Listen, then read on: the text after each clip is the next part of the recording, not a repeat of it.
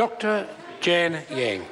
Yeah, Mr. Speaker, this government has a plan that is working. Now, in 2011, we had a debt of $18 billion. Now we have got small surplus. Now, in 2009, the Treasury expected a net debt of 60% of GDP. Now it's just over 25%. And it's coming down to 20% in coming years. And also the interest rate has been low for 7 years, and it is 50-year low interest rate. And also the interest rate is going to stay low for coming years. And also in the past 4 years, we create 200,000 new jobs. This is the government which has been focusing on economic growth.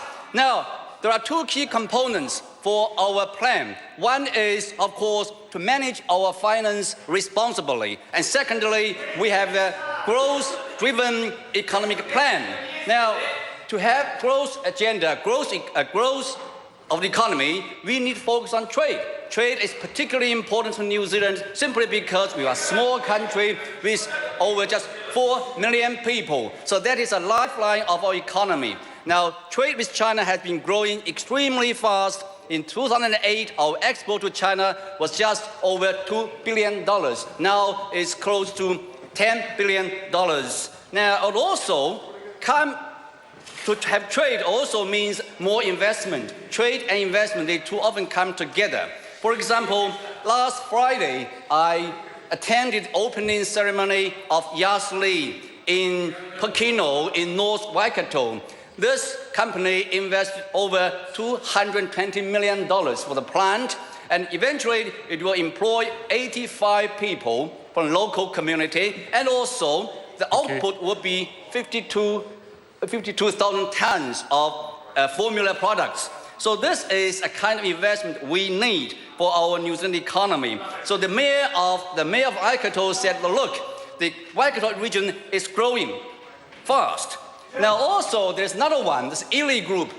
Ely Group invests in Glenavis in South Canterbury with an investment of $236 million. The plant, $236 million, and will produce 33,000 tons of milk powder. And also, in the coming 5 years, they are going to invest another $400 million. By 2019, they are going to have an expected revenue of $700 million.